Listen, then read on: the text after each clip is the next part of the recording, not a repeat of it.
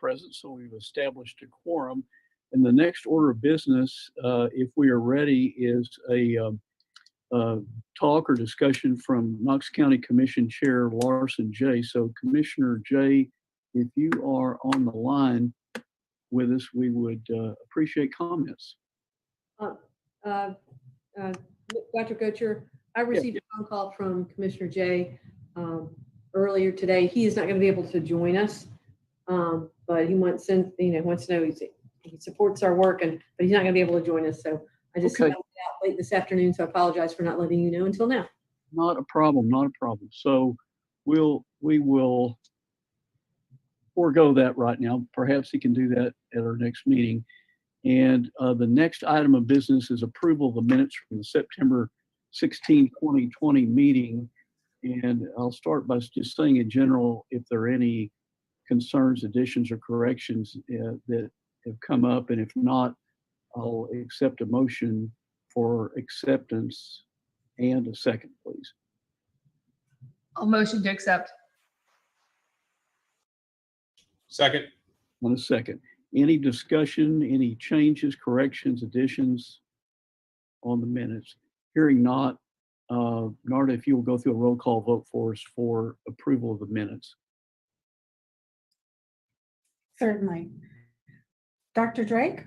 Yes. Dr. Gotcher? Yes. Dr. Hurt? Yes. Mayor Jacobs? Yes. Dr. O'Brien? Yes. Dr. Shamia? Yes. Dr. Sousa? Yes. Ms. Wagner? Yes. And Dr. Buchanan? Yes.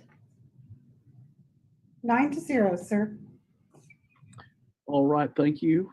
The next item of business on the agenda is to set the agenda, and you should have before you either printed or electronically the agenda for the meeting this evening.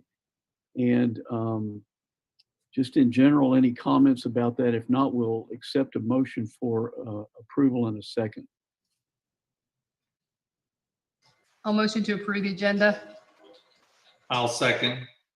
So we have a motion and a second. Any discussion on the agenda? If not, we'll vote for approval. Any discussion on the agenda?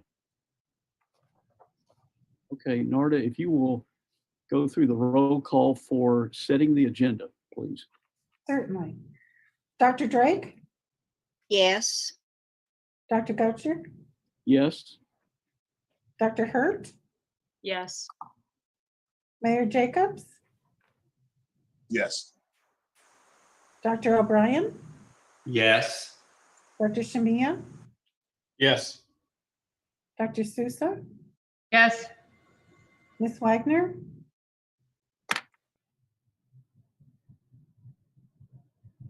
Ms. Wagner? Sorry about that. Yes. Okay. And Dr. Buchanan? Yes. 9-0. Thank you. You have accepted the agenda for this evening. So the first order of business, I guess the next item on the agenda is item 7, which is Knox County Health Department benchmark presentation from Dr. Buchanan. So Dr. Buchanan, you have the floor. Thank you, Dr. Goetcher. I will let Charity pull up the data, and for some, once again, my talking points are out of order, or I'm missing a page actually. So hold on one second. I printed it, but can you? Yeah, okay. So I tell you what, we'll go out of order so Kelsey can print my talking points. I apologize to everybody for that. So we'll start with our third benchmark. Keep you guessing, Charity. So that's sustained or increased public health capability. For this benchmark, we aim to initiate investigations for new cases within 24 hours and close contacts within 48 hours. We have added 12 new team members into our EPI support team from last week, With this team, we continue to initiate investigations in our desired timeframe. Because of this, our benchmark continues to be represented as green. Our fourth benchmark, healthcare system capabilities remain within current or forecasted surge capacity. During this time frame, no consecutive flags were detected. After speaking with the hospital partners, they stated their benchmark should be represented as yellow. So during the current time frame, no consecutive flags were detected. And Dr. Shamia may speak more to leaving that benchmark at yellow at this time when he talks, I believe. Was that correct, Dr. Shamia? I certainly can address that. Yes. Thank you. Our fifth benchmark, sustained or decreased COVID-19 related death rate for identified positive or probable cases. Over the past 2 weeks, 9 people have died related to COVID-19. The information available leads us to represent this benchmark as yellow for another week at least.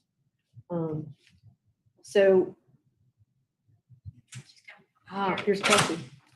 Sorry, everybody.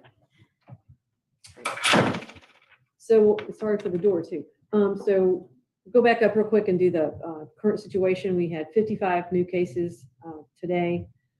We have a total of 9,340 confirmed cases since March. Additionally, we have 407 probable cases. 7,902 of our cases are considered inactive, giving us 1,768 active cases. 345 individuals have been hospitalized at some point in their illness. 33 Knox County residents are currently hospitalized, and we did have one of those deaths was reported in the last 24 hours. So we have a total of 77 deaths. So, and then now we'll move on to our first benchmark: sustained reduction or stability in new cases for 14 days. We've seen 2 red flags, but not on consistent days. Overall, the data indicates statistical decreases and is trending in the right direction. On average, we are seeing 116 new cases a day. Because of all of these factors, we are representing this benchmark as yellow. Our second benchmark, community-wide sustained and increased diagnostic testing with consistent or decreased test result turnaround time. Over the 14-day evaluation period, we did have 3 days of yellow flags noted regarding lab turnaround time, but not on consecutive days. The average turnaround time remains around 2 days. Regarding testing overall, the number of tests conducted continues to trend up, but there is a slight downward trend over the last few weeks. Some red days were noted, but those are on weekends when testing is not as widely available in the community. Over the past 14 days, there have been an average of 562 tests done in Knox County per day. You'll note that the state actually says there are more tests done in Knox County than we do. And again, that's just how we pull that data.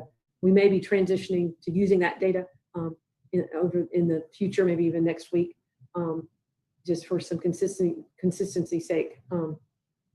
Since we're also talking about using the percent positivity rate, which is based on state data. Even so, we still have, even with that, we are still concerned about people not getting tested when they should. And to effectively evaluate this benchmark, we're planning on really honing in on this data for the next 3 or 4 weeks, determining where the trend is, if it's consistently going up, or if it is in fact decreasing. For the time being, because of that factor, we are representing this benchmark as yellow. Our current percent positivity rate, based on the Tennessee Department of Health data, is 8.2%. We are working on getting that data up on our website in the near future, so people will be able to see that.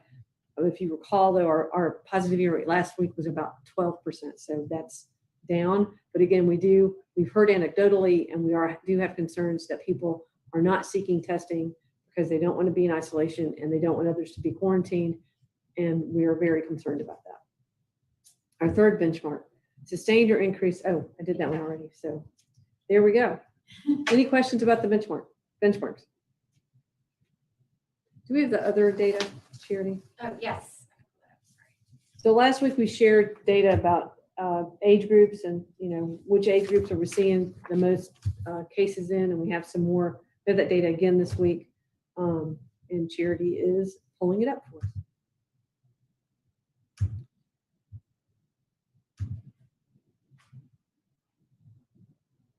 So here you see the 5 to 10, the 11 to 13, and the 14 to 17 8-year-old age groups.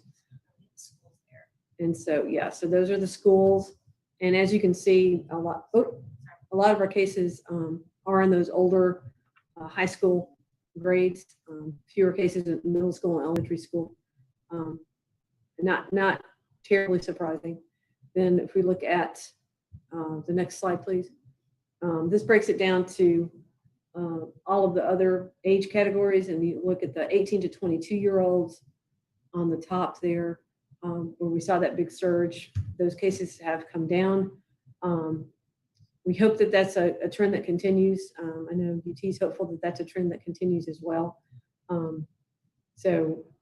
Any questions about this data and the age ranges and what we're seeing?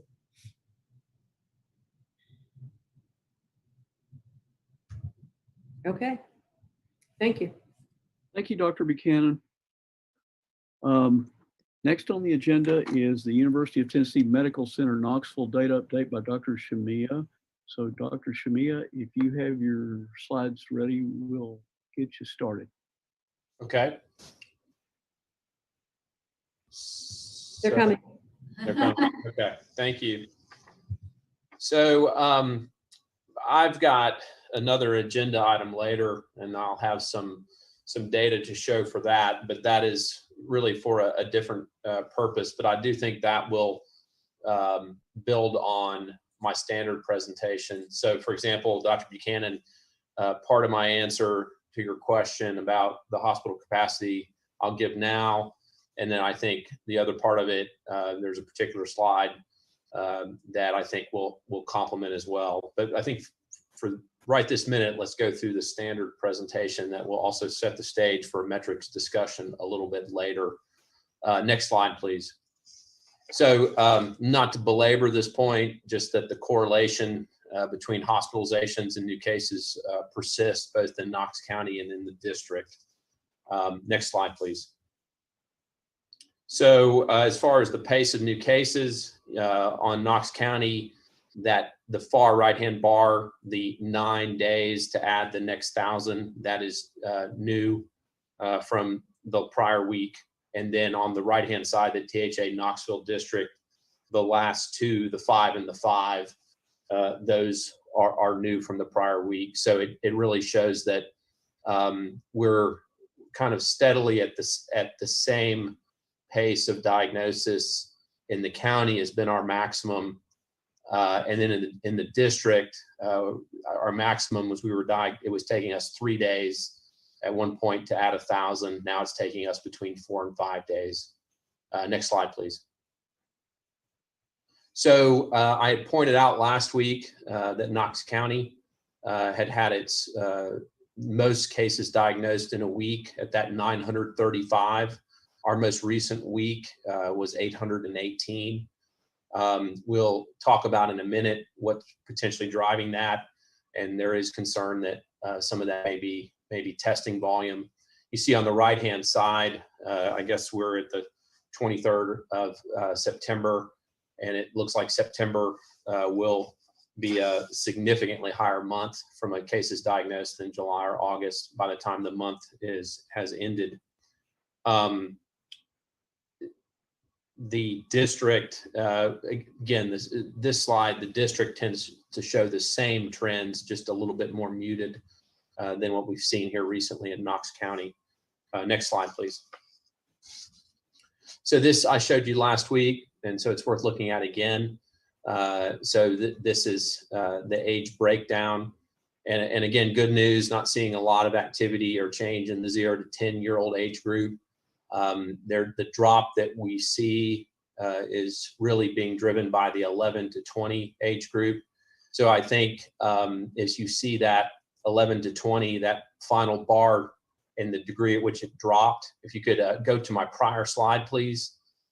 That drop really correlates with that drop from 935 to 818. But again, based on what we've seen in terms of age demographics of testing, and then what I think we've potentially heard is that we're not sure if that drop is a real drop or if it's related to a decrease in testing in that age group from last week to this week. So next slide, please. And then, as I pointed out, the thing we'll be watching for on this slide is to what extent those peaks cascade to the 31 and over age group. The idea behind that is that would potentially take longer, just because you've got a young person who then is exposed to a person 31 or over. And so we'll be watching that very closely, I think, over the next 2 to 3 weeks to see whether that progresses into that bottom row or if it stays in that top row. Next slide, please. So this gets back to that I showed this last week, is that overall the testing volume is fairly steady. Again, I don't know what exactly has happened in the testing volume in the 11 to 20 and 21 to 30. Dr. Buchanan, you may have quoted a 14-day average on the positivity rate. For what we drew from TDH, we've gone from a 12.6 to a 10.3% on a 7-day average. So a little bit of a difference in that data, but the trend is similar. So still not, at least on the 7-day average, not close to that 7-8%, and certainly not that 2-3% that we were before what I'll call the July spike. Next slide, please. This shows the counties or the population centers that I always show you. I think one point about Davidson is that they're starting to do a little bit more opening back up, and so we'll have to see what happens with them. Also notable, Hamilton, which is probably, in terms of the similarity of a population region, is the most similar to us. At this point, they're really at about half of our case levels. Again, also, I don't know their age demographics or what's driving that specifically, but you see we're at kind of 800-900, and they've been at the 300-400 range. Next slide, please. Then hospitalizations. This is new hospitalizations each week. Knox County has been level over the last few weeks. The district, though, you see that 34, 43, 52, 59. We feel that the district probably does represent a broader age population of those being infected than what we're seeing just in the last few weeks in Knox County. And so the idea would be that it's more likely that those can translate into hospitalizations quicker. Again, the way that if we have a younger population in Knox County being infected, then it has to go through one more iteration of a contact to an older person. They have to get sick, and then it has to play out 2 weeks before that would potentially translate into a hospitalization. I see that in September, we've already exceeded new hospitalizations for August in Knox County, and the district it's unclear to see exactly where it's going to compare September to August quite yet. Next slide, please. So this is what we always show you. This is the number of patients in the hospital across the district at any one time. I'll note that the line, that horizontal line at the very end by the 108, that is truly that there's been precisely 108 patients for the last 4 days, assuming there's not been reporting issues or lack of reporting. Next slide, please. And so this just shows the projections that we had based on the overall trend from September, our September 9 trend line, September 16, and today's trend line. And so, as we've always said, this is going to fluctuate week to week, but generally, in terms of which way the wind is blowing, it's projecting out in this 100 to 150 range by really October 17th or so. And then next slide, which I believe is my final of this. Please back one slide, please. And so as far as the hospitals and their capacity, there was a specific number that the hospitals during the rise decided to go to yellow. And of course, you see what the rate of rise was. And I believe that number was in the 70 to 80 range. And so we've not been back to that number. And so part of this is in the attempt to be consistent. The other thing I'll show you in the later presentation is that, and we kind of see it here, is that you go up a whole lot faster than you go down. And so you have to build in a little bit of cushion, if you will, for the next spike, simply because once you go up, it's going to take a significant period of time to come down. But mostly it's simply that if there was a number that we changed to yellow on the way up, then it would seem to be consistent. It would be a comparable number that we would flip to green on the way down, and we've not reached that number yet. And so then next slide, and my final slide. So third highest week of case growth since the beginning. Again, last week was our biggest week. The big change is that 11 to 20 age group is less on new positive cases, but I think there is generally some concern that's attributable to decline in testing volume. We'll hear from our other partners during this meeting. Positivity rate remains above all recommended thresholds since August 30, and stable test volume since August 2. And I'm going to talk a little more about those two parameters in my later presentation. And then district hospitals in the THA district, the Knoxville district, are growing significantly. Knox County, in terms of new hospitalizations being added, remain level and manageable. And just remember, a hospital census is a lot of factors play into that. That's how many are admitted, how long they stay, with younger patients potentially not staying as long, and also deaths. All those are factors that go into a hospital census related to COVID-19 or for anything on any given day. So Dr. Gocher, that closes my presentation. I'll be happy to answer any questions. Thank you. Are there questions for Dr. Shamiya? Dr. Shamiya, I have a question having to do with the decreased testing, especially in the 11 to 20 age group. Is that due to sort of a logistical problem where we have people willing to be tested, but they are not, it's not as easily accessible to them? Or are these people who are sort of ducking the testing so that they won't be quarantined? So that's the specific answer to your question would be speculative on my part. We have seen in our own testing volume, we were tracking really very specifically an 18 to 21-year-old age group, and not knowing whether they were a UT student or whoever else they were. We were testing not just that age group, but we were tracking lots of different age groups, and we've seen a significant decline in the number of tests we're doing on that 18 to 21-year-old age group. That doesn't mean they're not being tested elsewhere. And again, I look to see what our partners from the campus have to tell us during this call as well. But the specific answer is there is no reason to think that there are barriers to getting that test done. And Dr. Gocher, I would chime in from our side and doing interviews and talking to families. We're being told by some parents that people are intentionally not getting their children tested and not willing to do that. So, and hearing the same thing from the university side as well. And as Charity said, hearing the same thing from the university side. So we are getting verbally told that by citizens. Thank you. Any other points of discussion on Dr. Shamiya's first talk this evening? If not, James, thank you very much. Really good information this evening.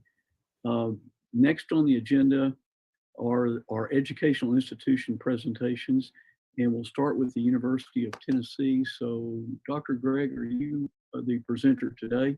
Yes, sir, I am. Great to have you. Thank you for your information. Thank you. It's good to be with you this evening. Dr. Plowman has asked that I speak to you on behalf of the university, and I'm happy to do so. I'd first like to start with our most recent data, then update you on our broader testing strategy for the campus, and then finally make you aware of research that we're involved with pertaining COVID-19 and recommendations regarding the duration of quarantine. So first, we'll review our campus on data. You can place the first graph up now.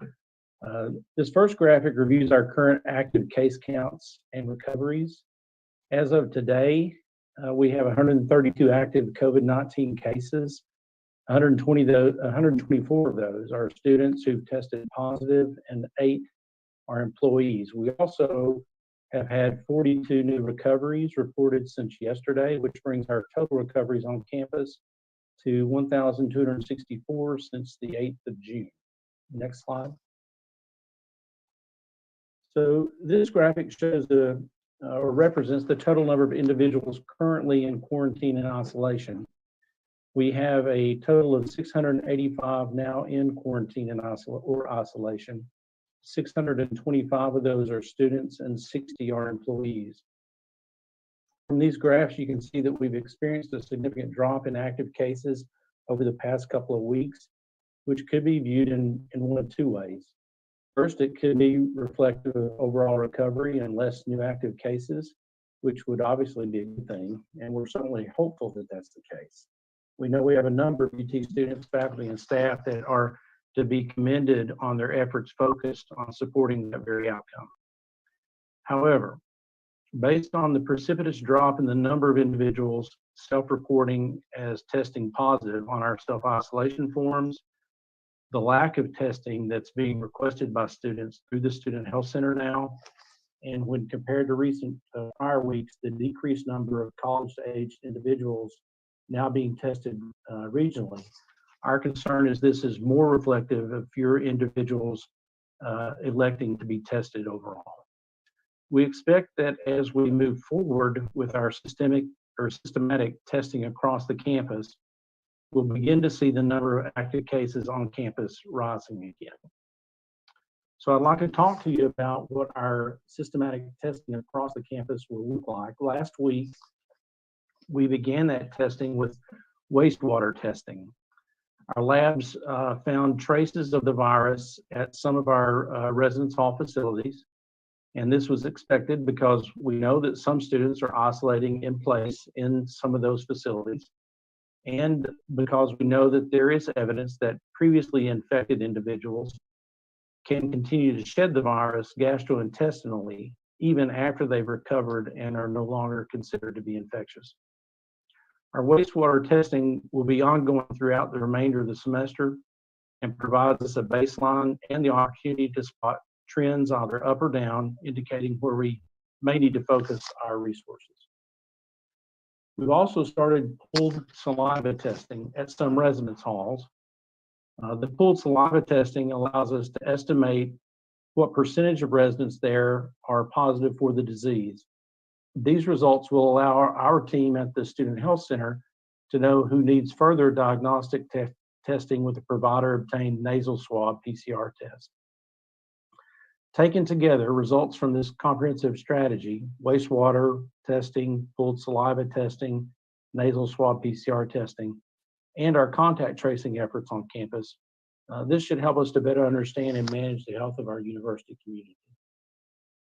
And finally, I wanted to make you aware of a research study that we're working on with the University of Kentucky.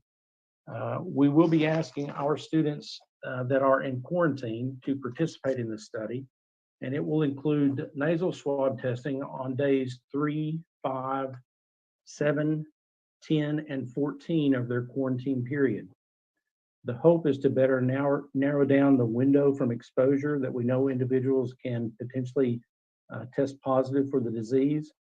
This study is what Dr. Burks from the White House Task Force had asked us to take on during her visit.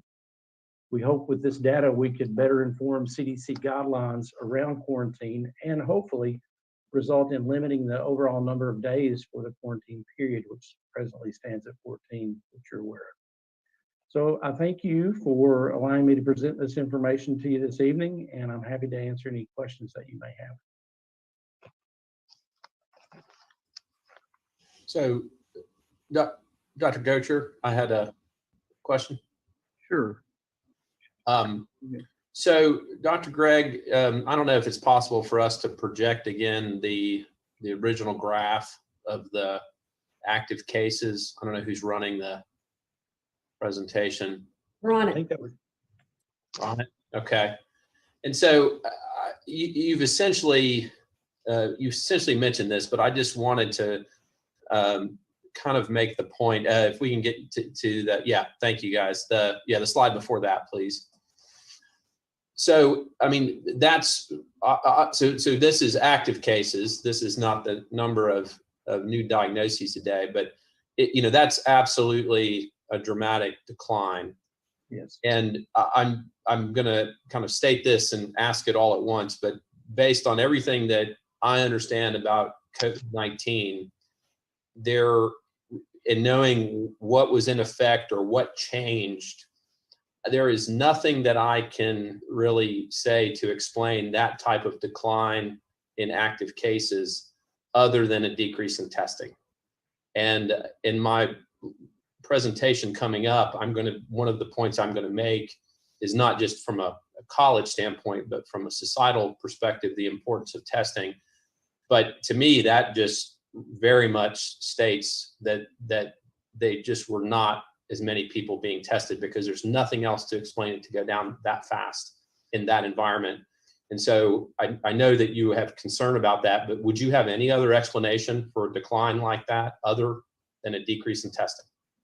I do not. I would agree that our concern, the optimistic side of me wants to say that it could reflect a good thing, but just looking at other data points that we do follow, looking at the number of people that are self-reporting as having tested positive, which typically on our self-isolation forms, that means that they went somewhere else other than the student health center and were tested and the results were positive. So we've seen a decline in the number of those during this period. And then just from the student health center alone, we were doing 50 to 60 tests a day. And over the past week or so, we've seen a precipitous decline, even only doing one test on one day, which is just not reflective of what we would think would be happening on campus. I can tell you that even from the student health center standpoint, we're even seeing fewer patients with any type of respiratory complaints. And I'm just concerned that the driver behind that is that the concern is if they present to the student health center with any type of respiratory complaint, then obviously the recommendation is going to be that during this time frame, they certainly should be tested for COVID-19. And there's just not a desire to be tested at this point. We certainly have the capacity to do it, but we're just not being called upon by students to do it at this point. So I think those are the things that make me most concerned, that it's just a reluctance to be tested, which to me would be more of a concern that people are wanting to avoid the potential for isolation if they're positive, and then quarantine of their family or friends if they're positive. Thank you. And just a follow-up question. So on for example, the saliva, the pooled testing. So if a pool is positive, then I guess I'm just trying to get a sense from a reporting standpoint about how this is going to then reflect on our numbers. If a pooled, and Dr. Buchanan, you can chime in on this as well, but if a pooled saliva specimen is positive, then does that mean that the specific people then are tested to determine how many positives there were? And the same with wastewater, that leads to very specific testing. So we know, did that pool or the wastewater reflect 1, 2, 5, 10, 20 cases? Is that how that's going to work? Yes, essentially, the initial idea behind all this was to kind of narrow in our spectrum of having the number of people that we had to test, because as you recall, back in March, there was limited availability of testing. Right. And so as we started this down this path, our goal was to try to hone in on the number of people that actually truly needed to be tested. So The wastewater testing, originally we'd planned for it to drive our saliva testing. So if a facility tested positive on wastewater, then that's where we would focus our pooled saliva testing, get those pooled saliva groups that tested positive, and then perform PCR testing on them. So that was the way that we had originally planned. Because of this surge in the number of positive cases that we saw on campus previously, and involvement of our epidemiologists on campus and our researchers there, we pivoted on how we plan to proceed. And at this point, we will continue to do wastewater testing on a routine basis on every residential facility on campus, mainly utilizing it as a means of spotting either up or down trends and indicating where we may need to focus our next testing effort. Then our pooled saliva testing will be used more as we'd originally planned, and that's to focus in on an entire facility where everyone is required to participate in the pooled saliva sampling. And then we hone down on the groups of individuals within that facility who are testing in a positive pool, determining who is most likely to be positive, and then referring those individuals to the Student Health Center for nasal swab testing. Okay, very good. Thank you. Thank you, Dr. Gregg. Any other questions or comments on Dr. Gregg's presentation? Dr. Gregg, quick question. You talked about the research study that you're doing. Any potential that you would expand that outside the university for other folks who are in quarantine? Well, I know the greater, Other age groups, yeah, I know that the greater number of researchers always like bigger numbers, right? So that would be ideal. I don't know that, I know the University of Kentucky has individuals, a broad range of age groups of individuals that are participating. At UT, we're somewhat limited as the only people that we actually have access to for testing are the students that are in quarantine.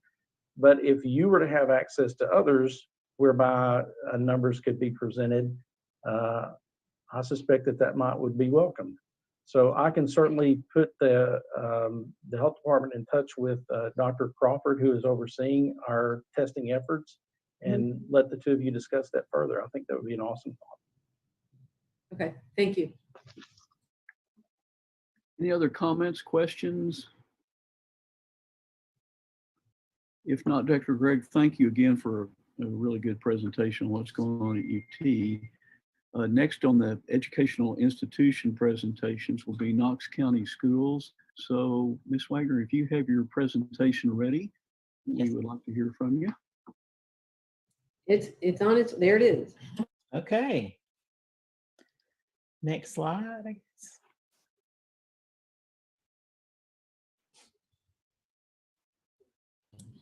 Hold on, we're having a challenge. It's a, Okay, just like last week, these cases are from September 16th through yesterday. But today's cases are, the number of active students is 45, staff is 13, which totals 58. Next slide, please. And this gives you a different view of the number of students and the number of staff that are active. Next slide, please. So from September the 16th through the 22nd, we have 126 students that were recovered, 97 and 223 recovered total. Next slide, please. And this just gives you another view of those recovered. So, you know, you have the students on top and then you have the staff on the bottom in the dark blue. Next slide. So this is, like I said, this is from September the 16th through the 22nd. But today's numbers are for students is 1,004. For staff is 91, which totals 1095. Next slide. And this just gives you a different view of those in isolation or quarantine for students versus students and staff. Next slide. And this is how we figure if the school goes red, or we look at student attendance, teacher and school staff attendance, bus service interruption, etc. And substitute availability remains in the red, but we are working on that. Next slide.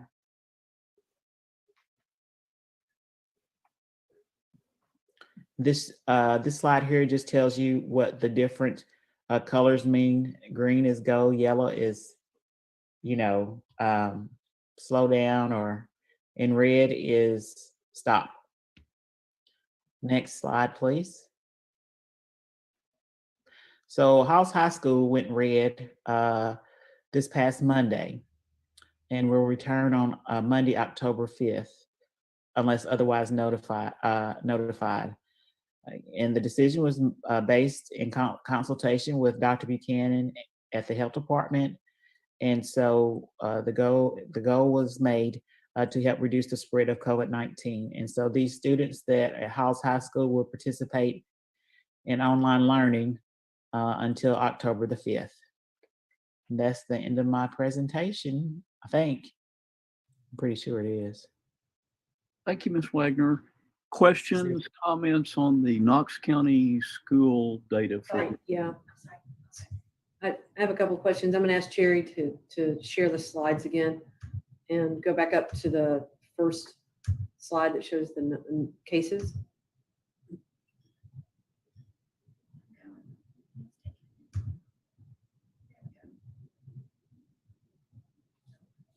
Yeah, that one.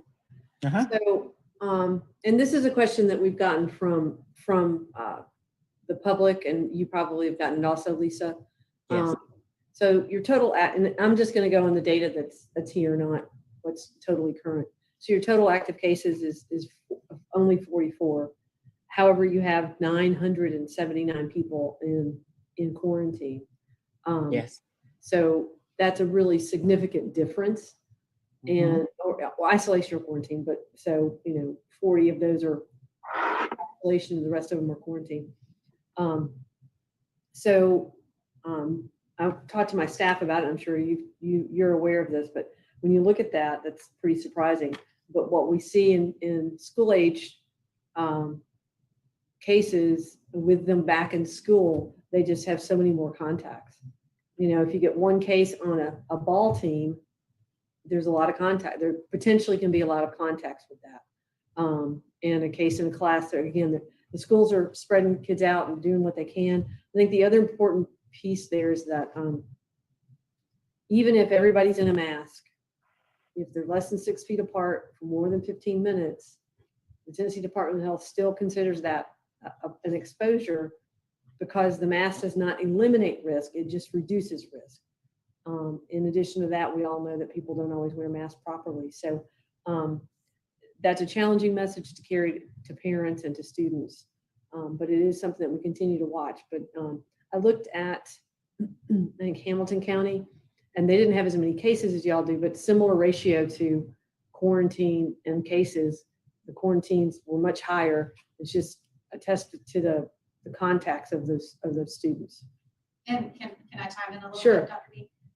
This is Charity. I can't show my face because I'm sharing my screen, but I don't think. But I think and a testament to Lisa's team that's working with our team over there.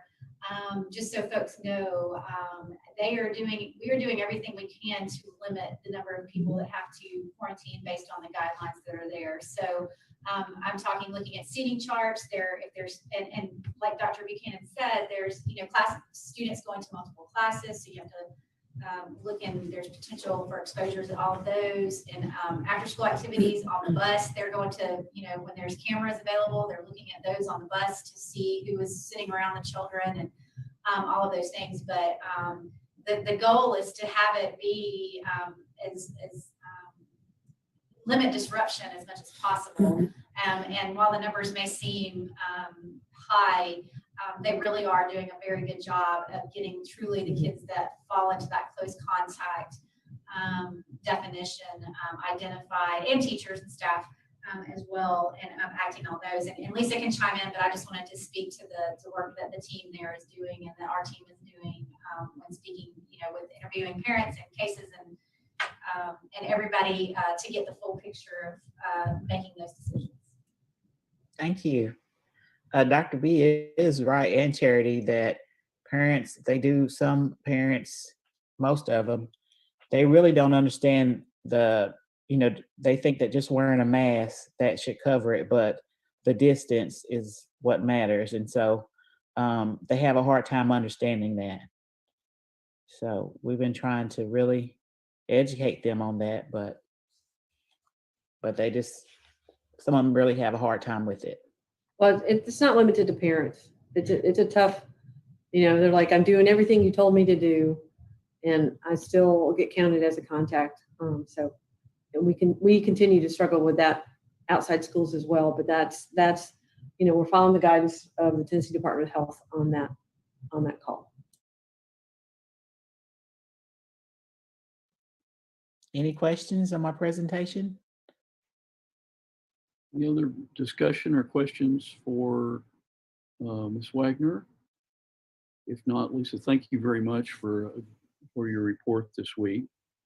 And the next item, if we have no further discussion on that, on educational presentation, the next item on the agenda is number 10, which is Dr. Shamia's discussion of potential metrics. So Dr. Shamia, if your slides are ready, Thank you. Yeah, thank you. And if we could, I'd like to make a few comments before we flip over to my slides. And that is that, first of all, this is really a first formal attempt to try to take some of the specific concepts and numbers that can be looked at to try to base decisions upon. And a few introductory comments before I get into the details.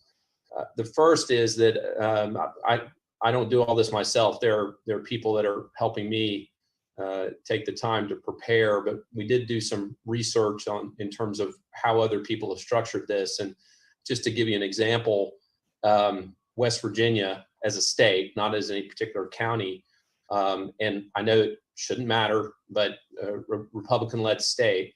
And what they've done is they've taken some of the things that we're going to look at conceptually at the level of particular counties. And to the point that they're even saying whether a county can have high school sports or not based on certain of these types of metrics. I'm not saying that's right or wrong.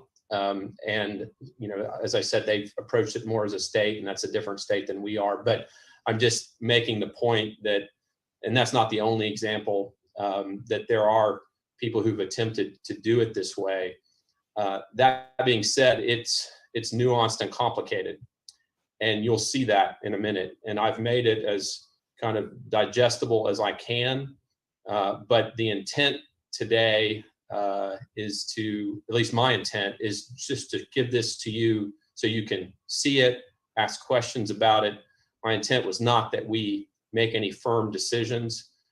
We're well above any of the published thresholds to make any decisions tonight. And so really the idea was more to get this in front of you, hopefully can generate some discussion, maybe bring it back next week.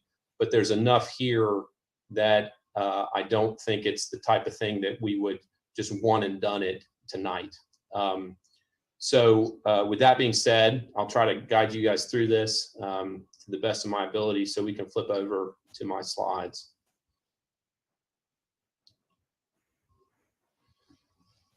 So here, what would be the goals of establishing community metrics? And again, let me make this clear. We have a red, yellow, green system. We have benchmarks. So it's not like we don't have anything, but I think that there has been the desire to have more concrete, specific numbers, if you will, to try to make decisions based upon. So this is an attempt to do that. So what are the goals of that? Inform the public, set expectations, and provide stability, create a standard for the current situation, provide context to individual data points that are changing, encourage testing and mitigation, meaning gives you something to shoot for. And I'm going to really emphasize the importance of testing when I get to that point. Set actually goals for relaxation of mitigation policies, but also set the stage for if things were to get substantially worse, that further action would potentially need to be taken. So next slide, please. So this is just for the appearance of it. We're not going to stop here, but we're over the next 8 slides, we're going to go in more detail over these 4 quadrants. There's no getting around that this is complicated. And I honestly feel, though, that anyone who would consider making decisions based on cutoffs needs to make sure that they understand the significance of these four quadrants, these 4 graphs. Now, the good news is that we've been talking about kind of portions of this the entire time, but this is largely the way any written document about controlling COVID-19, controlling the pandemic, frames it into these concepts. Next slide, please. So now we're just going to break these down one by one, really with 2 slides each, and I'll kind of refer to my notes as I go. So the easiest one to put our arms around without question would be new cases. And by the way, I need to say that if we were going to take this approach, and I'm not saying that we need to, but if we did, we could adopt 2 of these, 3 of these, 4 of these. This is just things to consider. So it doesn't have to be everything. But I think, on the other hand, if conceptually we don't understand the importance of all 4 of these, and we can't communicate to the public and to anyone who's interested in having accountability for this issue, then we've missed the boat. That understanding these 4 is critical. So new cases, this one's pretty straightforward. The number of new cases identified as documented by what I would propose is the Tennessee Department of Health. It shows growth. It shows whether we're stable. It shows whether we're declining in the virus spread within the county, assuming testing volumes are adequate. And that's why I'll talk about testing volumes. It needs to be considered as a proportion of population. So anywhere you look at this, it's in terms of per 100,000 residents. And I'll show you on the graph in a minute. And more than one source. There are acceptable and unacceptable levels offered by the Harvard Global Health Institute, offered by the White House Task Force, and the Tennessee Department of Health. And those levels, although they're not necessarily the exact same, they're generally in the same range across those different recommendations from those different groups. Next slide, please. So as we look at this, again, it's going to be number of new cases per 100,000. And you see our data day by day, where we've been, and then the various different levels. And so to put this in a little bit of context, between 5 and 10 per 100,000, you're considered to be in a state of community spread. If you're between 10 and 25 per 100,000, that's considered a more serious outbreak condition. If you're over 25 briefly, then that implies some degree of trouble. And if you're consistently over 25, then the recommendations would be that you're moving toward more of a stay-at-home order. And again, this is not intended to be, I'm not proposing that. I'm not trying to be controversial. I'm just giving what has been asked for by a variety of sources, which is how could we use metrics to try to make decisions. And so, I think that it would be hard to have a framework that wasn't looking at new cases per 100,000. And you see that, at least here as of late, until we had this very most recent decline, which may be related to some extent to testing. We've been in that kind of between 20 to 25 or greater than 25, really in that 20-25 range per 100,000. Next slide, please. Okay, now we're going to spend a minute on testing volume. And I'll kind of go through the slide and then I've got some additional comments. So what testing volume does is it indicates how well test results represent the county as a population. The more tests, the better. In a perfect scenario, we would be doing tests from a random sample of population, but clearly that's not what we're doing and not practical. And that's the other thing about this that we know over and over is that sometimes practical wins. Now, there's also going to be a margin of error in what we do, meaning that if the bigger the sample you're getting, the more confident you are that it represents the population. So now let me kind of talk more bread and butter conceptually what this really means, because I think this one, its importance is potentially the hardest to understand. If you're not driving testing, you become less and less confident of how much COVID-19 you really have in the community. And that gets back to our conversation about the campus. You also become less and less effective at controlling the spread through contact tracing and quarantine. And so if you're not driving testing, this is how you can set yourself up for an unpleasant and abrupt surprise. You really don't know what is going on. And so as much as the concept of if you don't test, you don't have as many cases and you kind of can close your eyes and look the other way, that works for a few weeks, but it really comes back to bite you after a period of time from a community level. Next slide, please. So essentially, and I don't want to get too far in the statistical weeds here, but the more testing you do, the narrower the range is of what the real population may be. And so just to kind of throw a number, a nice round number out there, if you're doing below, and I open this to Dr. Buchanan or to anyone else as we get into discussion, but if you are consistently below 1,000 tests per day, you really don't know what's going on. You really don't have a good sense of where you are from a COVID perspective in the community. And if anyone can't really put their arms around the importance of testing, then they really don't understand control of a pandemic or COVID-19. So next slide, please. So now the positivity rate. And I put this in order because the positivity rate is the natural consequence of cases and the amount of testing you do. It's the ratio of positive tests to total tests conducted. And in a perfect scenario, it gives an assessment of how large the set of active cases is in the population. Because in reality, we know, there's no getting around this, the people we test are more likely to be positive than if you were just truly randomly sampling the population. And then we also know that there's some people who are not tested that are positive. And so this is the key metric for the White House Task Force and the World Health Organization. We have talked a little bit about how we're not sure we're capturing all of the negative results, but from a trending perspective and from an absolute perspective, I still think there's a value here. So next slide, please.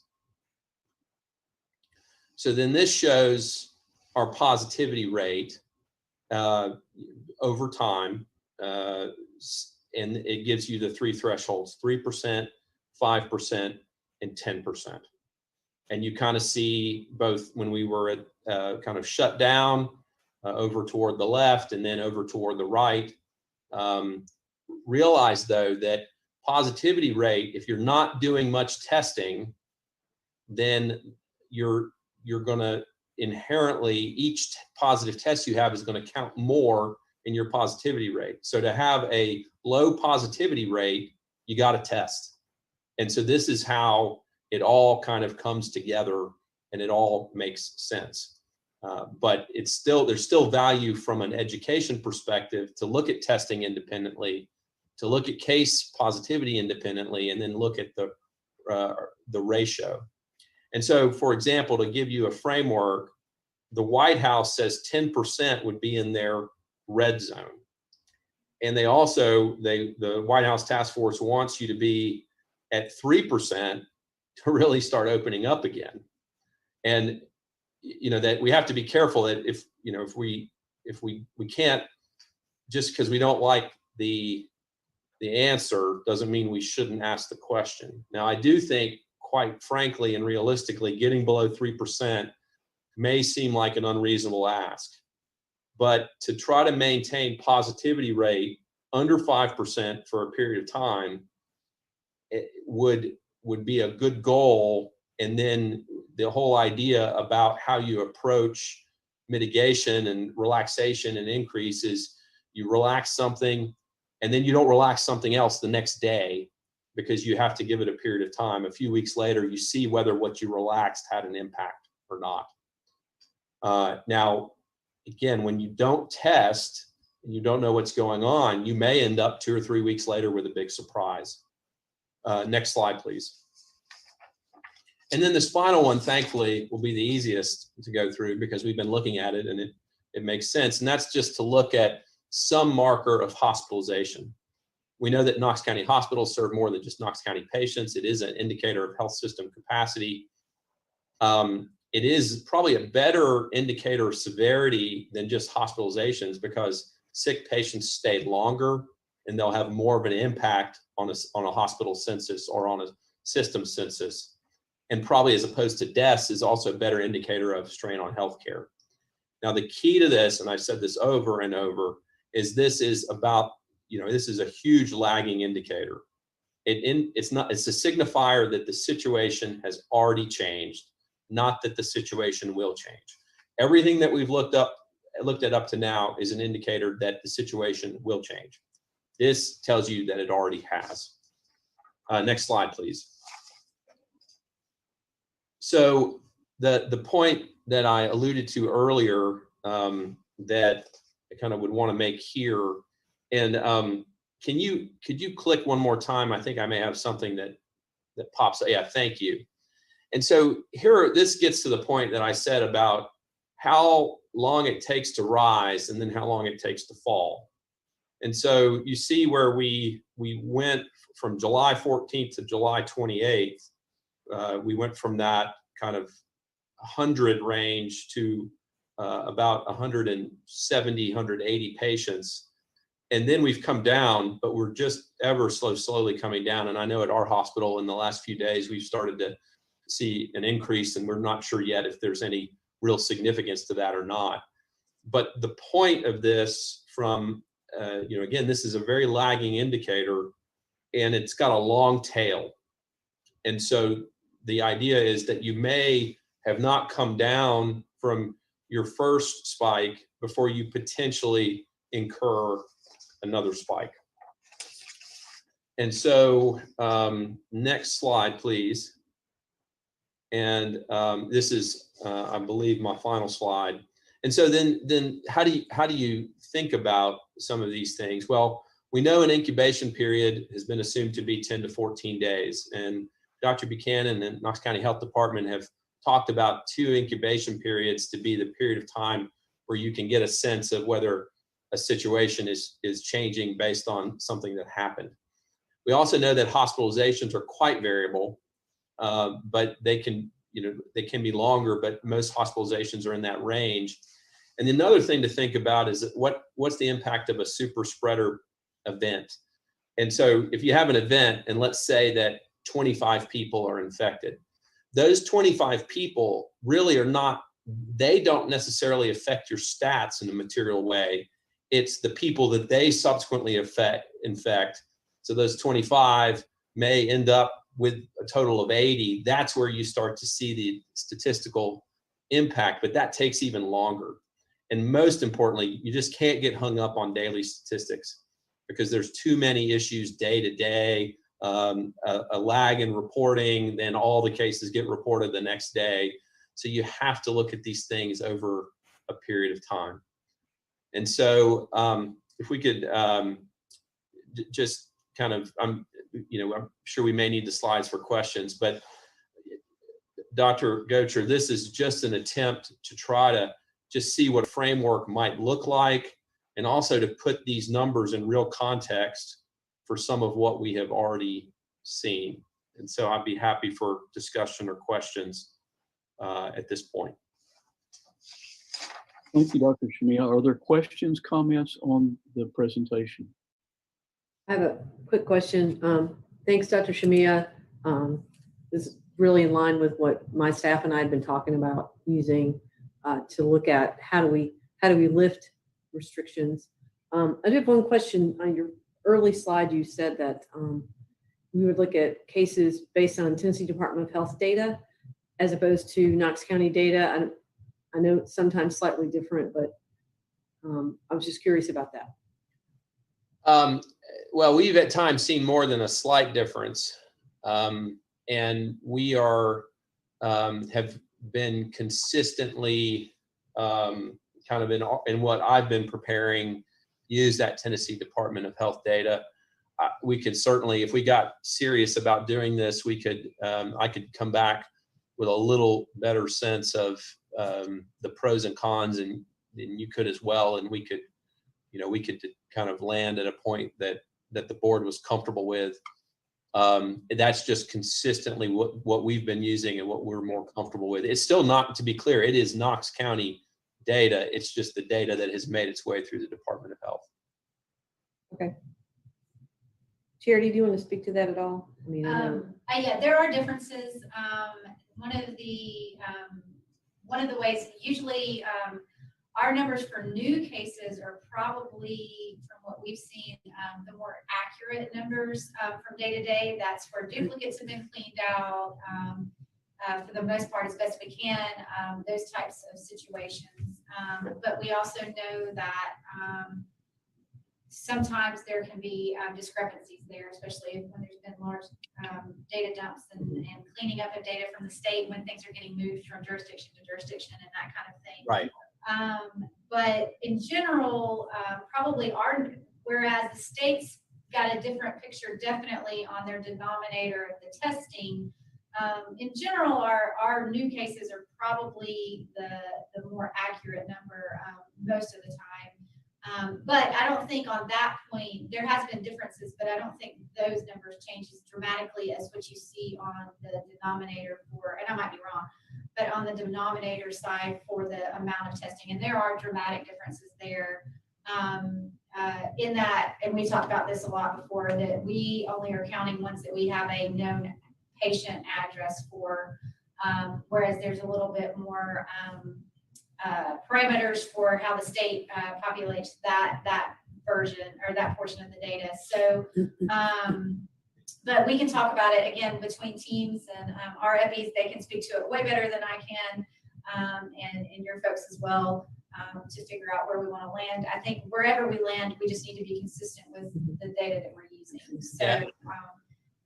Either way is probably fine to show trending data, but just to give that perspective there. Yeah, I would agree with your point about being, the consistency is just, and you guys are closer to it on a day-to-day operational basis than I am. But whatever, once we're at peace, if we go down this path and we're at peace with what we decide, then it's just about being consistent at that point. and then the only other thing, Dr. Gocher, you had asked a couple of times about what Williamson County used to decide to lift their mask mandate. And as far as we can tell, there was no data. It was not a data-driven decision. So I'm not sure what drove the decision, but it wasn't data. That's from the information we've been able to get. Yeah, that's from the information we've been able to gather. So Thank you for investigating that. Any other questions, discussion on Dr. Shamiya's metrics discussion? Just a really quick question. Thanks, Dr. Shamiya. I think that's a great starting point for us to start looking at some metrics. And I don't know if this is a question for Dr. Buchanan or anyone else that can chime in. I know that we've had the discussion about, Williamson County as well as with some of the metrics used in West Virginia. Do we know if any of our other metropolitan counties in Tennessee have looked at similar scales or metrics, or do we have any idea? And I'll try to answer that. The short answer is no.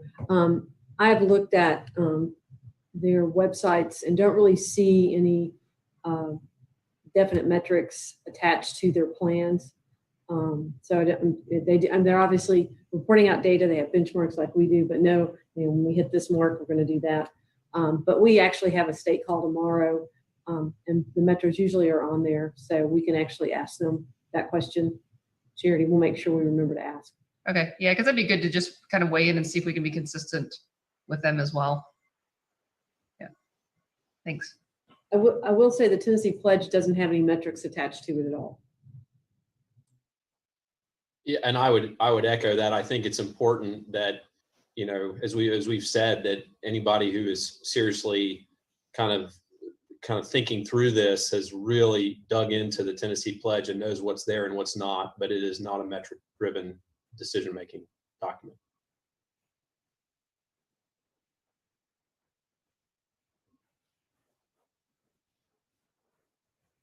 Other discussion? Dr. Shamiya, that's a really great start, a great swing at this, and really appreciate your efforts on it. And I guess as we hone this a little further, we can look at those 4 metrics in greater detail. We would hope that we could do that over the next weeks of time. Dr. Gocher, I would like to ask, does this give anybody fundamentally any heartburn? I think we've been looking at these metrics, maybe not in great detail, but certainly we've been watching these week by week. These interlace, I think, very well with our benchmarks, in many instances. So we've been watching this, but this gives at least some basis of information for what do you look for to start relaxing restrictions and opening up the community. And I think everybody in the community would like to know the answer to that, and this at least gives something we can start to hang our head on. It's really very welcome. Can I just add, maybe the only other thing to consider adding into that, whether we would relax or add additional measures is the progression of a vaccine. And I don't think there's a metric that we can actually do with that. That's simply a discussion of where things are at.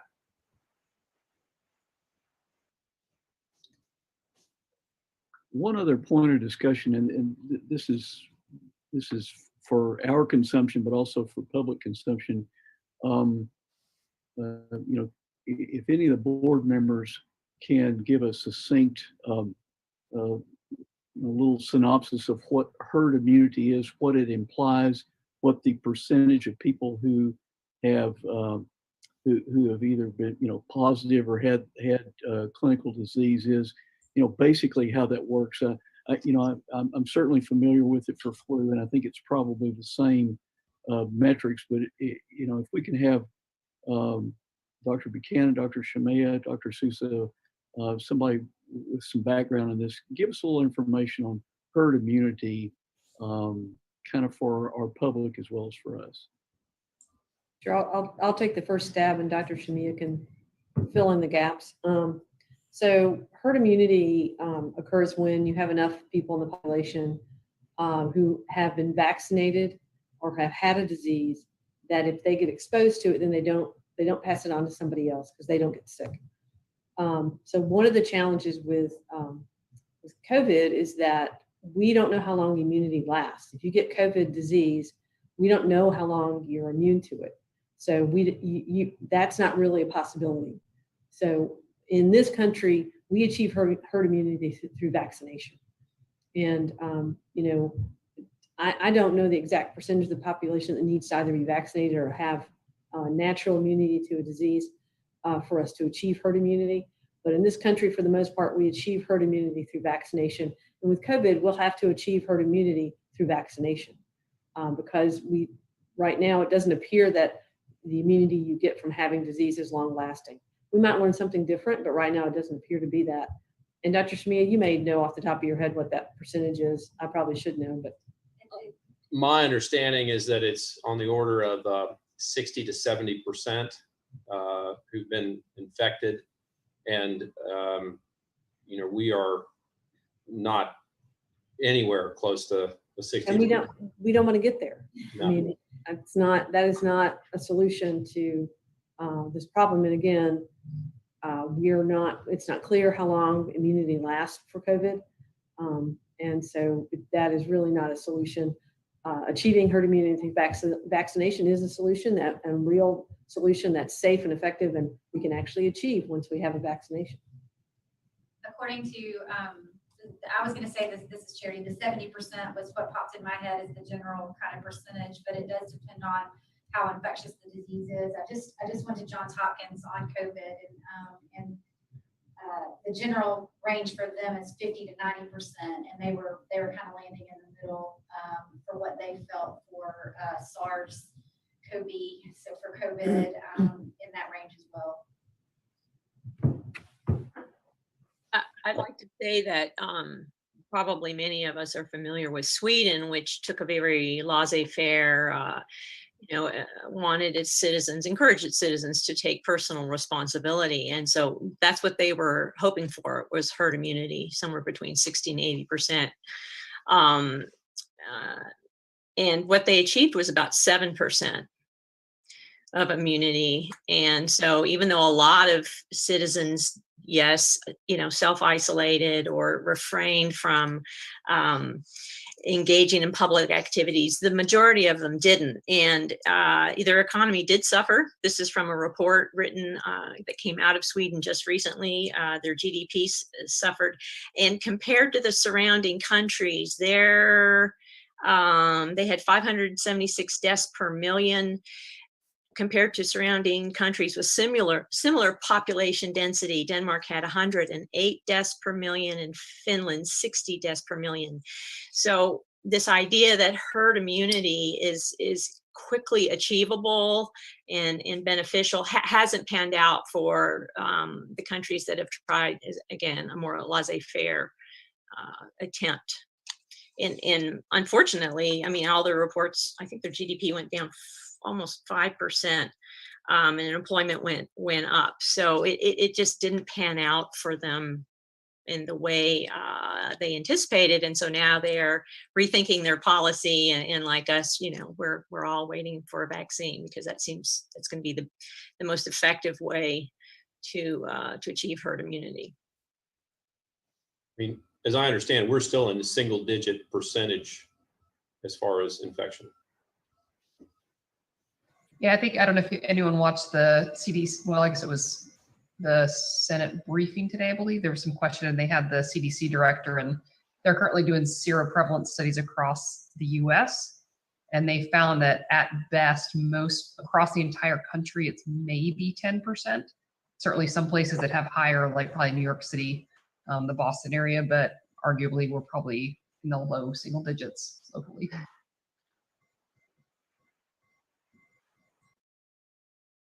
Yeah, thanks for everybody's input on it. I think that's a very useful little sidebar discussion for us in terms of one method of potentially opening back up. It would be very difficult, and probably, as Dr. Hurt pointed out, that the death rate might be, or hospitalization and/or death rate might be unacceptable. Any other discussion on our potential metrics this evening? Dr. Gocher, I have a question for the group.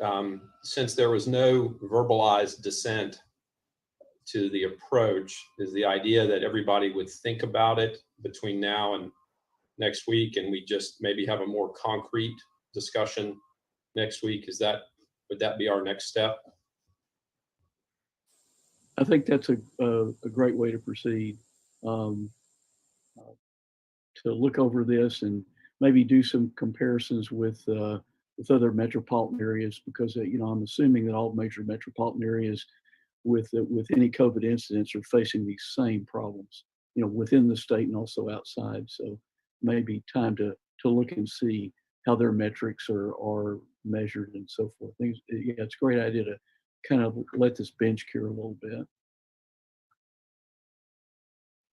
Questions, discussion, any points on that? Appreciate everybody's input on that. I think that was, very valuable information, and hopefully springboard for even more concrete information.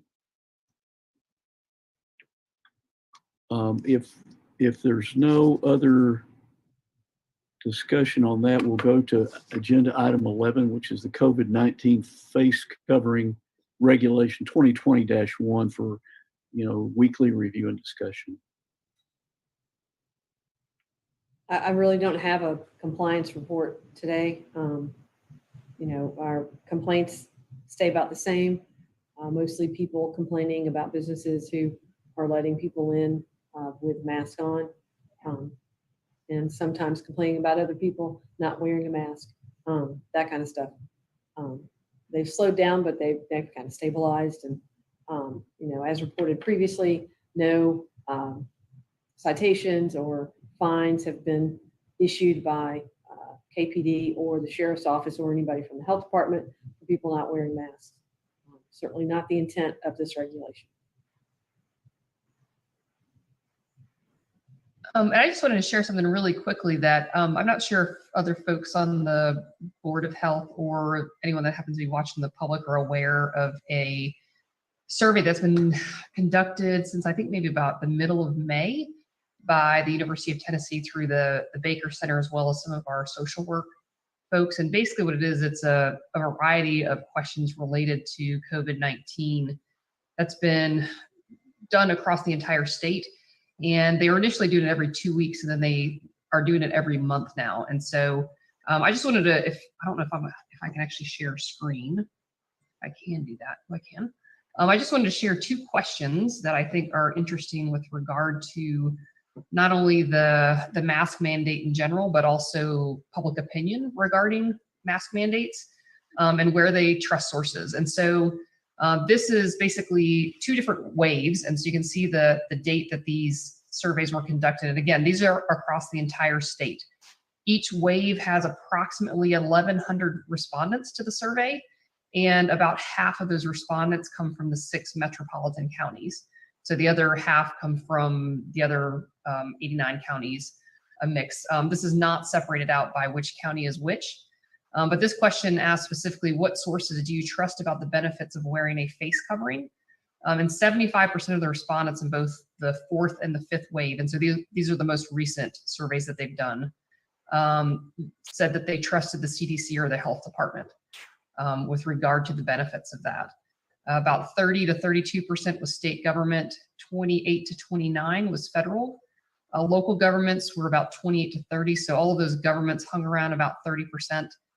Employers were lower, and the news media was also lower. And so just know that it seems like the majority of people in our state actually do trust health departments to give them advice on the benefits of wearing a face covering. And then just the second question that I'll bring up is, are you supportive of a mask requirement in your local community?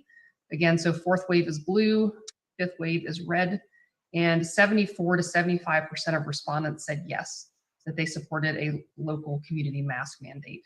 17 to 18% said no, and 8% said they were not sure in these 2 waves.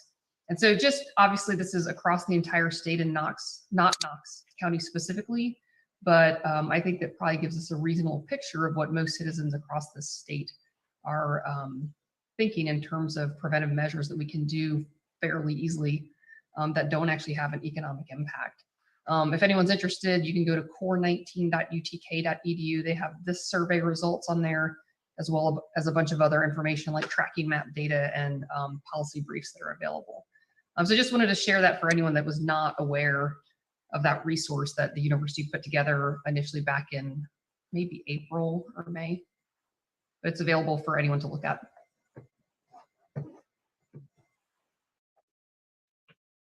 Thank you, Dr. Sousa. That's great information.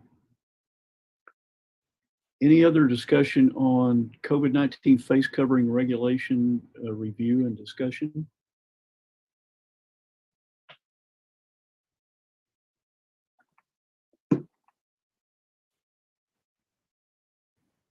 If not, we'll go on to other business.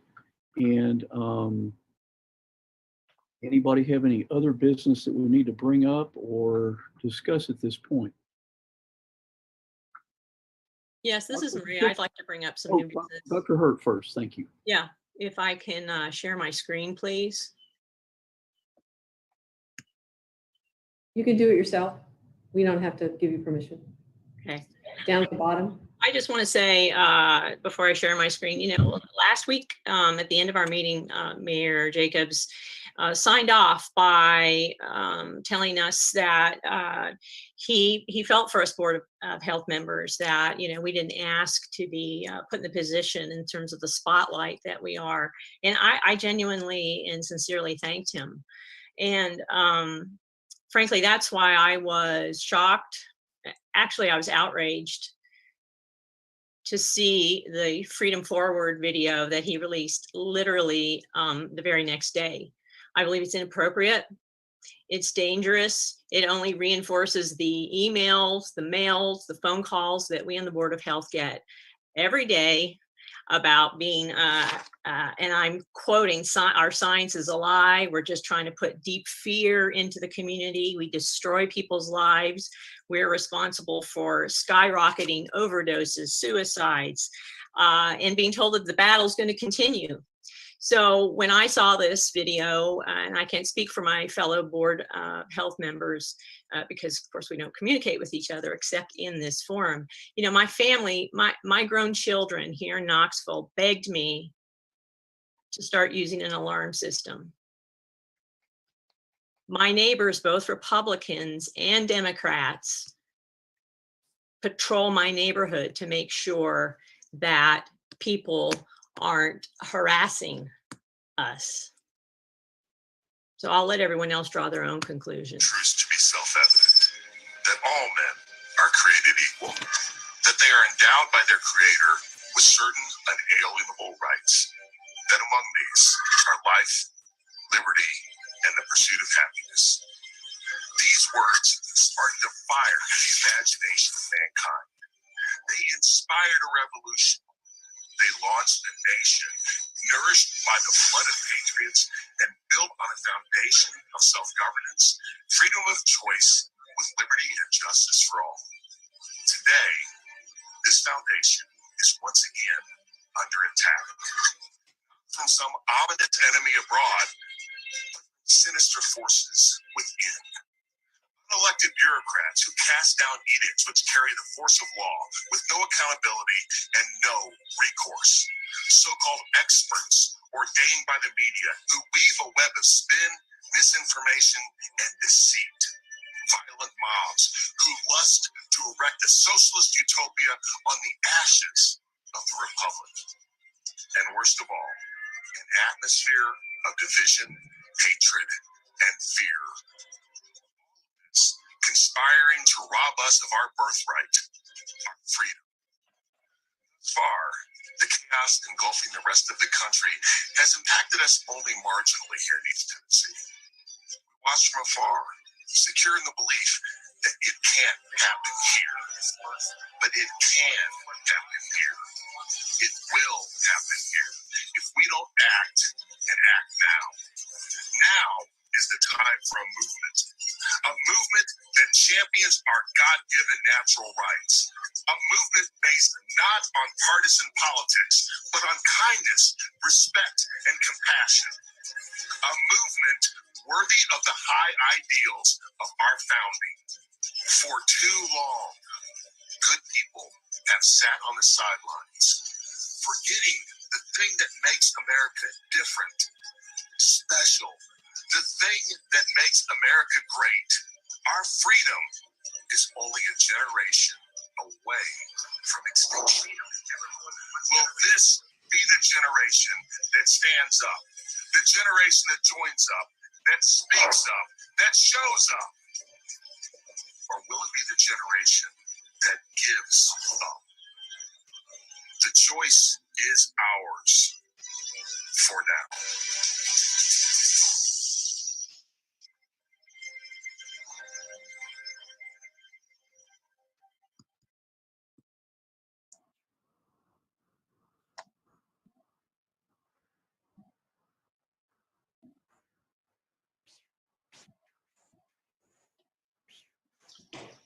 I'm just going to say one quick thing. I heard about this video. I saw this video. It disturbed me. It disheartened me. It hurt. We are volunteers here. We are the people. We're part of the people. And as a military officer who has sworn to defend this country, I felt threatened by what I saw. So I'm going to stop right there, but this division has got to stop. We are in this together. We will do what we can based on science and good effort on the part of this board. And if others want to go some other way and want to do it based on shooting from the hip, so be it. You will reap what you sow.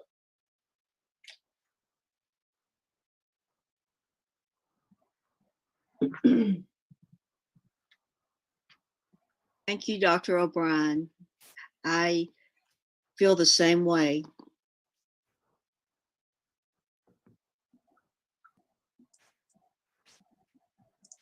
Any other discussion? I guess I can speak and say that a couple of things. We've had, I think, as a result of some of the occurrences of last week, we've had a real, I think, genuine outpouring from the public that we see on our emails, and as well as personal notes and discussions we have with our neighbors and friends, that it is actually not disheartening, but quite encouraging. But there's obviously a very disparate group of opinions in our community about what to do and where to go. But there wasn't, I think, within this last week, an outpouring of people who were probably on the sidelines and then decided to speak up. I'm concerned of the ability of our group to stay together, because if there is an escalation, I mean, I've personally been encouraged by a number of people to resign from the board because of safety concerns, and I'll bet you other people have been approached by friends or relatives asking them to do the same thing. And as I've told a number of people, the way I was brought up and the way I've been trained is when you have a task, you complete the task. And I think that's just a good guiding principle we probably all go by. But these are interesting times, so it's still, I think, of a large task in front of us that we should seek to complete. Discussion? My intention with that video is not to put anyone in harm's way, is not to threaten anyone. And I'm sorry if it came across like that. As I have said multiple times, and I said it in that video, the point was to try to get people to talk, to speak out, to show up at meetings, because that doesn't always happen. Maybe that didn't come across as any of us wanted it to. And for that, I do apologize. But nevertheless, I have certain responsibilities that I have to do too. And when we look at the overall picture, this board, and the reason for that too, also that video is not supposed to go onto social media. It was supposed to go to a specific meeting, and that went on to social media. Again, my fault. This board is looking at public health. And I've said repeatedly, you all are good people. You are volunteers. We've all been thrust into a very difficult situation. My picture that I'm looking at is bigger than public health. Public health has a huge impact on it, but it is bigger than public health. We're setting a precedent, not just you guys, but this country, with what's happening with COVID-19. It's a very dangerous precedent going forward. That government overreach is completely fine. We're talking about metrics tonight that how can we even attain those? And how many months are they away? We can't spend the rest of our lives, and it feels sometimes like that's what we're doing in this situation. People cannot do that. I do apologize that if anyone felt threatened, if anyone felt as if I was launching personal attacks on you, that's not what I was doing. I do think it's dangerous that we have unelected people making these kind of decisions.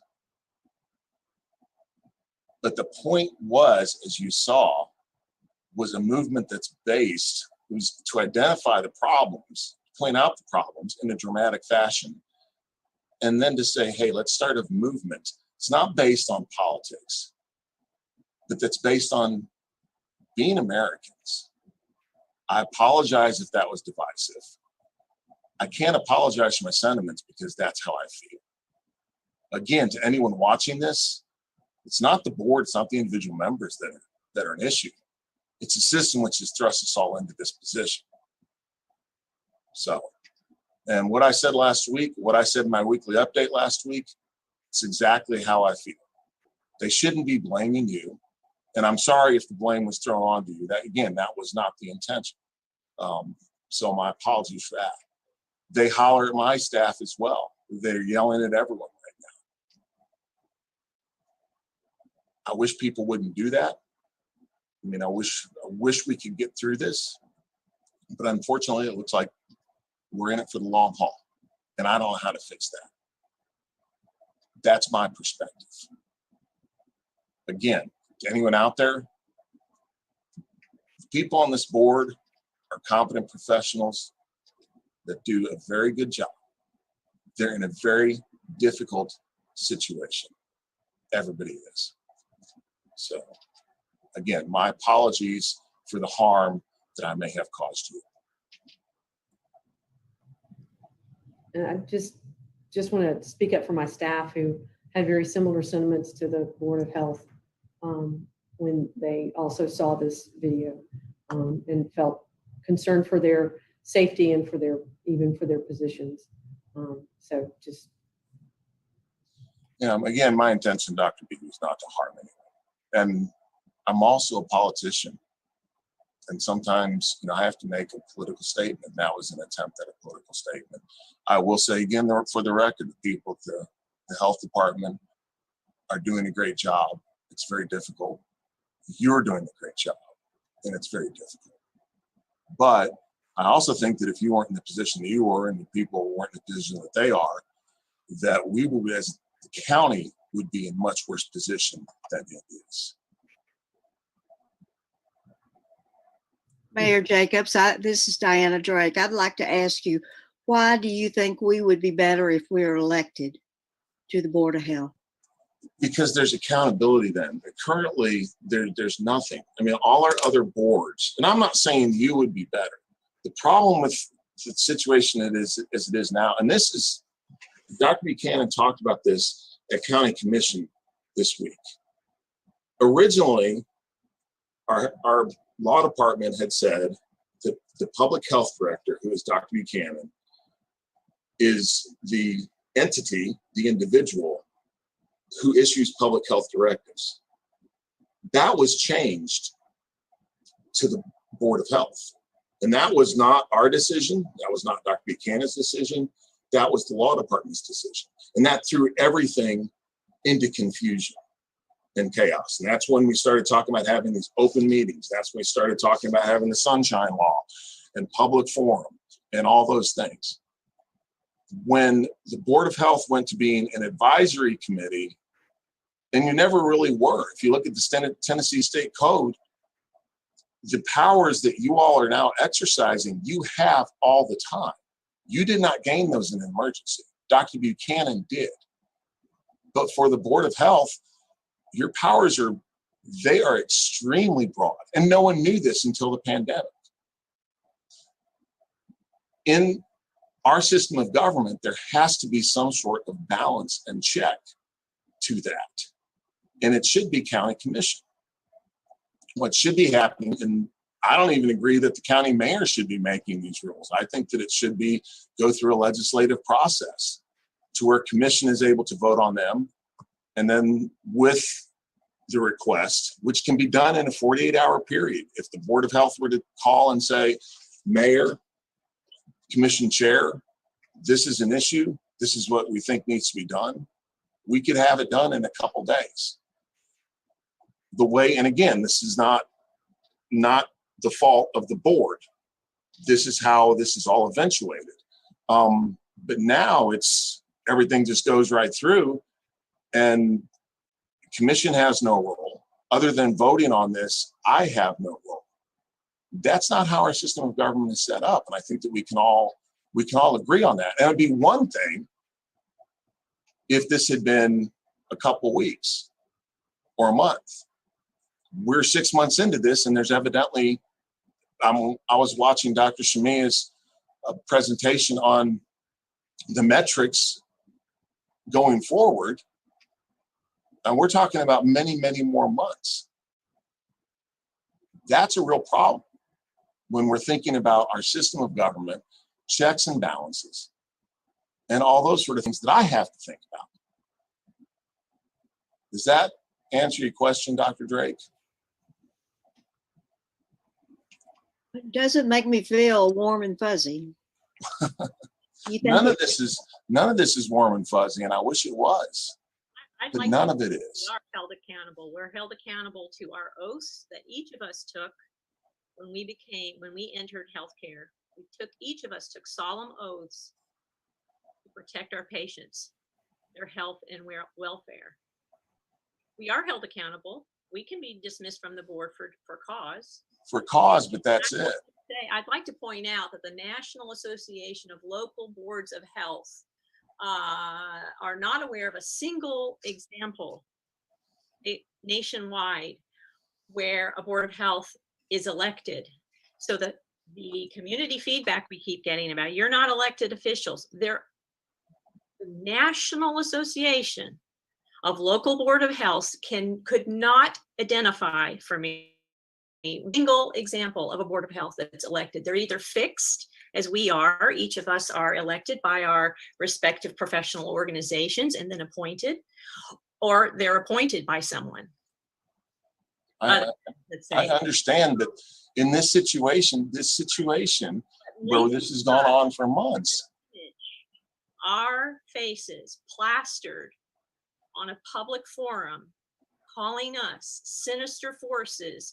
And I think I was on that too, and I was not referring to you as a sinister force. I'm sorry, my apologies.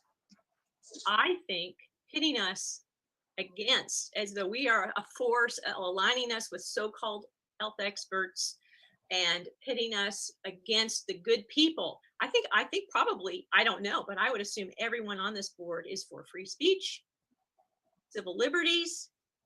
We did not create the pandemic. No, I understand that. And we are doing the best we can, but pitting us, the imagery against the good people who need to speak up and fight implies that there is a division, that we are not on the side of the people whose lives we are trying to protect, as well as preserve our healthcare system. I understand that. And my apologies for that. That was not the intention. So, Sorry. I have a question that's of a legal nature, and Mr. Sanders, let me know if this is not the appropriate forum, but it may be. We know that County Commission has had a study session about changing sort of our legal abilities to perform as we are now, but my understanding, and I think Mayor Jacobs pointed this out, is that our powers are derived from Tennessee Code Annotated that dates back to 1985. probably during the HIV epidemic. And first of all, does the state Tennessee Code annotated trump what county commission would come up with? And my understanding of the Tennessee Pledge is that it is, and I looked over it again, it's largely suggestions. So if the Tennessee Code became our, or the Tennessee Pledge, excuse me, became our sort of de facto set of rules, that basically this would all be suggestions. Thoughts on that, Mr. Sanders? I guess first that first thought about who trumps what. Does the state trump the county commission? Does the county commission trump the state in terms of responsibility here? That's probably the only question it's reasonable to answer in this context, because we're going to quickly delve into hypotheticals since the county commission actually hasn't voted on anything yet. And it's further my understanding that from watching the meeting the other night, that what the county commission discussed the other night may not be in its final form yet. But the easy answer is county cannot create a regulation or an ordinance or anything else that conflicts directly with state law. That's firmly established. The county has to remain within the parameters of state law. But as to whether anything the county commission votes on would conflict with state law, I cannot answer that. That's purely hypothetical and speculative until we see what the county commission finally comes up with, if anything. Thank you. On the note of the resolution that was brought forth by Commissioner Biggs and Ward, resolution of the Commission of Knox County regarding Knox County policies related to regulations of the Knox County Board of Health. They will be discussing it again on Monday, and I don't know if this board wants to have someone there to speak for the board. I'll be there. I'll zoom in because I'll be out of town, but I'll be there, speaking to the health department and what we do, and some things, misinformation that seems to be floating around about what we do and don't do. But I don't know if this board wants to have somebody there to speak for the board. It's just a question I brought up. I did talk to Commissioner Jay, and he's open to that if this board so chooses to have somebody represent the board.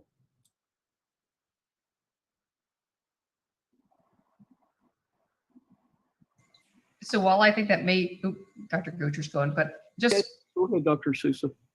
Just briefly, like, while I think it would be potentially beneficial to have one of us there, I honestly don't feel safe enough to go. When you look at, there's at least about 100 people there last I guess Monday, that were, clearly not supportive of us, and I'm not willing to put myself in that position. Understandable. I, on the other hand, am not bothered by that. And I've dealt with worse with ISIS. So I think I would be willing to do it. I don't, really wish to, but I think we need to have the availability for, the chairman to ask questions about what we do. And if that's possible, I will go if anybody wants me to.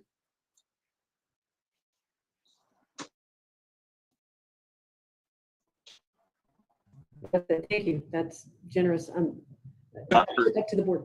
Dr. O'Brien, if you would like to go, I will stand with you. Thank you, Mayor. I'm okay. I'm not worried. I know you are, but I will stand with you, and we will stand there together. Okay. All right. Oh, is that a problem, Mr. Sanders?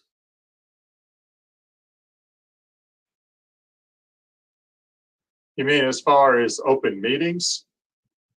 The fact that 3 of us would be appearing in some way, shape, or form where we're not talking to each other, I would assume that is not a problem. No, it's not.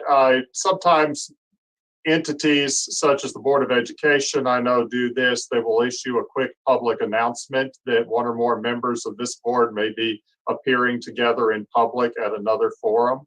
But that's it. The trick is, or not trick, it's the wrong word.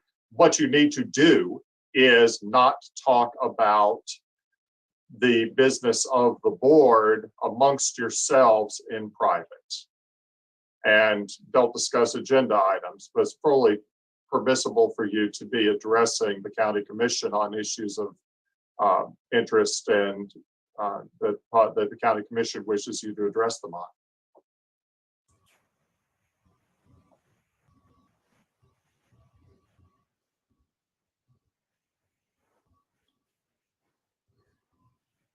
So it got, Dr. Gocher, you're muted. Sorry about that. I muted myself. I want to thank everybody for really, heartfelt comments and, sort of airing this out, because these are already scary times, and I think they were a little scarier over this last week. So, appreciate the comments. If there's no other business, I have one quick thing, which is optimistic. do we need to all agree that Dr. O'Brien is going to represent us? Or, I mean, is everybody just assuming? I don't know. Do we need to all agree to that? Is everybody okay with that? Yeah. I support him. I think he'll do a great job. Yes, thank you. I support him. He'll do a wonderful job. I would be happy to go along with you. I'm on trauma call right now, and so usually the Monday after trauma call is a big mess. If for some reason it's not, I'll be happy to join you. That sounds good. Look forward to having you there too, if you can. Okay. Dr. Gocher, if you're close to closing the meeting, I did have one or a couple comments. Okay. Still on the same line. And I wanted to address something Mayor Jacobs said about the metrics discussion that I brought up just for discussion. And it's interesting, depending on your lens, how you can look at something and get a different interpretation. We had many people asking us to bring something more concrete forward as the basis to make decisions. And so that was an attempt. I can't help what the cutoffs are that are published elsewhere, and even really made a concession, for example, on the positivity rate, saying, look, they say 3%, but we're not going to get there, but maybe 5% if we can just stay below it. But the other part of that is that everybody's got to do their part. If we don't test, and that's part of the job here, is that, if we don't control using just fundamental public health principles, the spread of the disease, then we don't land where we want to land. And so honestly, the intent was that to be more of a positive, not a negative, in bringing that forward. And then the other thing is that, there is I don't know how quickly it's going to get approved with what the FDA is saying. And I don't know how many people and how quickly people are going to take this 2 vaccine shot, but I think we're going to be vaccinating people in January, if not before. And so, it is there. There is something. The other thing I just wanted to mention, and this is in the broader context of the conversation we had about county commission and everything else that's going on, is that, and even back to the video a bit, is that, I think science gets criticized in this because it's imperfect, because it's all moving so fast. If you go in with a heart attack and you get a stent put in, science was what brought that to pass. It just didn't evolve. They didn't go from inception to stent approval and insertion in 6 months. So, this is the environment we're in, but it's still the fundamental basis for how we need to make our decisions. And we've all felt the weight of this, not just from a public health perspective. I've laid awake at night, and the first thing I thought of in the morning is the tension between public health and the economy and all these other pieces. We're not just in a bubble. We think about those things. And so I would just urge anyone who is thinking about this from a decision-making perspective, is that it's already intimidating to be in a position to be trying to make these decisions if you understand it. And so to try to be put in a position to be making these decisions when you really don't have the foundation, not because there's nothing wrong that you don't understand, you just don't have the foundation to understand it. I would not want to be fundamentally in that position. But probably most importantly, what I would say is it's all well and good to have these conversations now. And again, I'm not a politician, so I don't know how this is all going to evolve, and I'm not a lawyer either. But we've got to think about, let's just put ourselves in a position where the situation is significantly worse. Okay, because right now we've got a positivity rate, our hospital census is manageable. I think that we all have the hope, and some people have the certainty in their head that it's just impossible, it could get worse. But I don't believe that. I'm not an alarmist, I'm not anything like that, but I think there is the possibility that the overall situation, I mean, we haven't even been through this in cold weather yet. We have not dealt, I mean, generally speaking, viruses are more fastidious in cold weather. We've not even been there.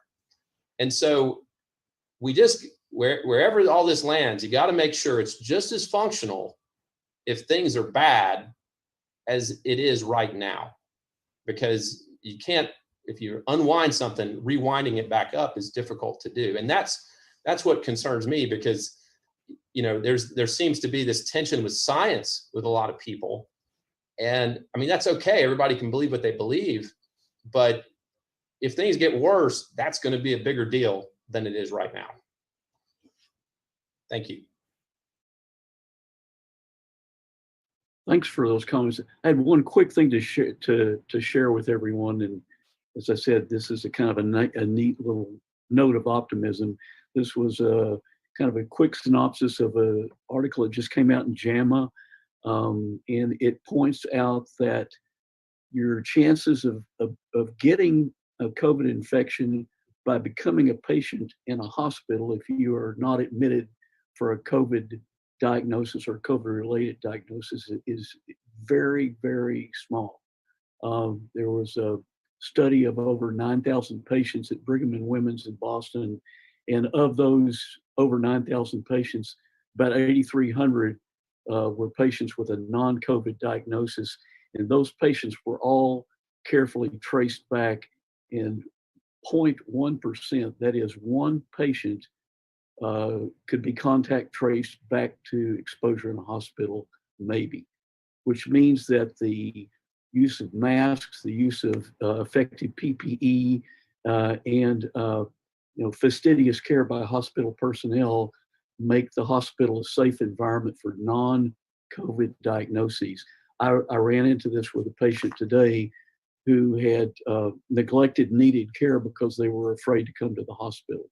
And we certainly noted that during the first month or so of the pandemic, there were people with chest pain that didn't come to the hospital because they were afraid. And this takes a while to get this information back, but it's very heartening information. I think that the hospitals are actually a very safe place to come for a non-COVID problem. So a little bit of good optimistic news there. Any other discussions, points to go over this evening? If not, we'll accept a motion and a second for adjournment and plan on meeting in about 1 week then. And thanks everybody for your comments and your attention this evening. Motion to adjourn. Second. Thank you. We'll meet next week then. Thanks everyone.